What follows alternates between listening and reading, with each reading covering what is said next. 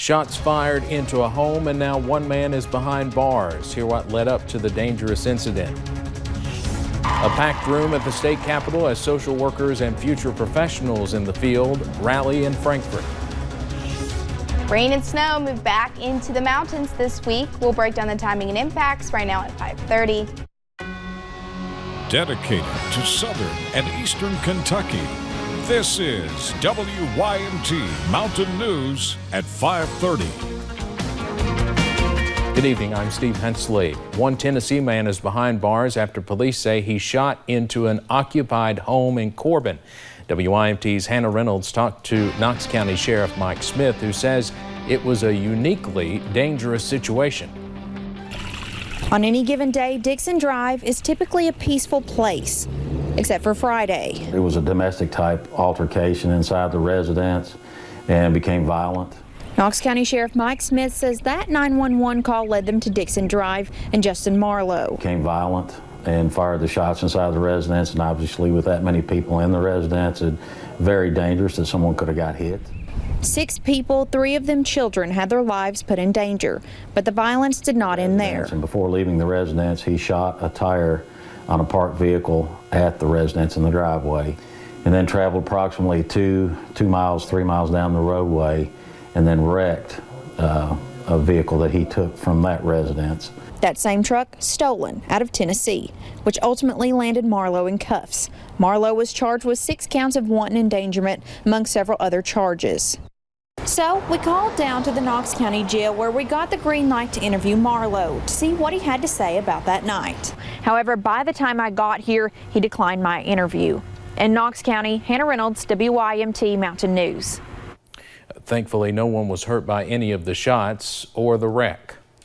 Now to a developing story we told you about at 4 out of central Kentucky, and there are new developments since 4. About 30 minutes ago, the Madison County coroner confirmed his office discovered a body in a storage facility near Richmond.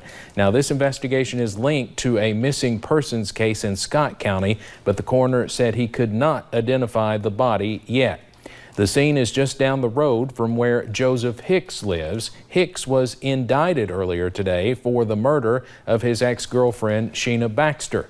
Sheena Baxter has been missing since Valentine's Day. Hicks is her ex-boyfriend. Police arrested him last week after they say he made up a story about a shooting in the parking lot at the Georgetown Walmart the same night Baxter disappeared. Now, despite not having a body, at least not to this point, police say they had an overwhelming amount of evidence to take the case to the grand jury. Hicks was also indicted for robbery. He's being held on a $1 million bond, but again, the latest development is that a body has been found in Madison County, not identified as of yet. In Greenup County, a man is facing several rape charges. State police began investigating Mark Miller in December. They say a 16-year-old was forced into a relationship at the age of 11. A grand jury indicted him last week. Police arrested him after a standoff. He's charged with rape and sexual abuse.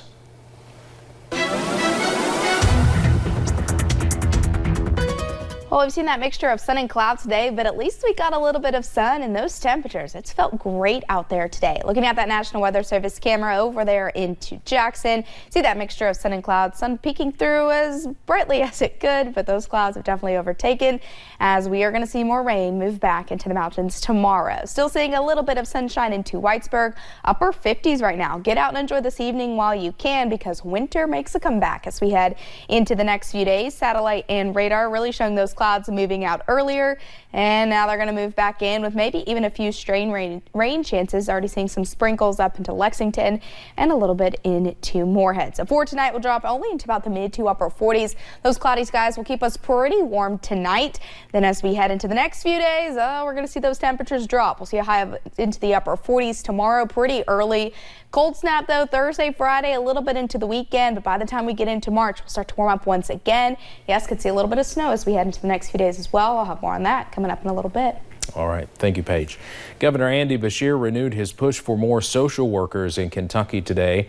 It was standing room only in the crowd that gathered at the state capitol. The governor was joined by college students who are wanting careers in social work. Beshear proposed in his budget the hiring of 350 new social workers. The legislative session is a little more than halfway over, and a budget still looms as one of the biggest issues yet to be decided. College students we spoke to explained that they are enthusiastic about more opportunities in their field. Hiring social workers is important to give justice to those who aren't quite able to get it for themselves, so always being able to support those and give them the help that they need. Governor Beshear spoke about the addition of social workers last week as well.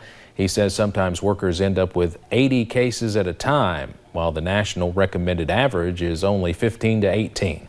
He says the investment in new positions allows the state to reduce caseloads per worker. Happening now in Pikeville, people frustrated with Suddenlink issues have gathered at the Pike County Fiscal Court.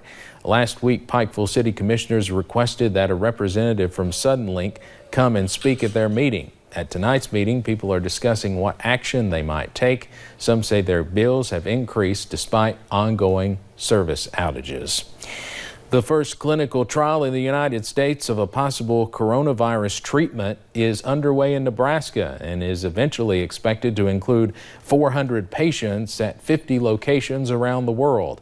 Today, President Trump sent a $2.5 billion plan to lawmakers to prepare for an outbreak here.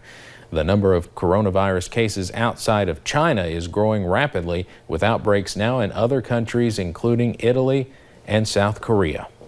Coming up on Mountain News at 5:30, 7 candidates for the Democratic presidential nomination will take part in a debate tonight.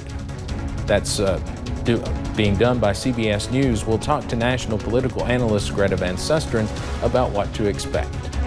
And we'll see a little bit more rain and some snow tomorrow, and maybe a little bit into Thursday and Friday as well. And we'll be looking at a big cool down over the next few days. I'll have those details coming up in just a little bit.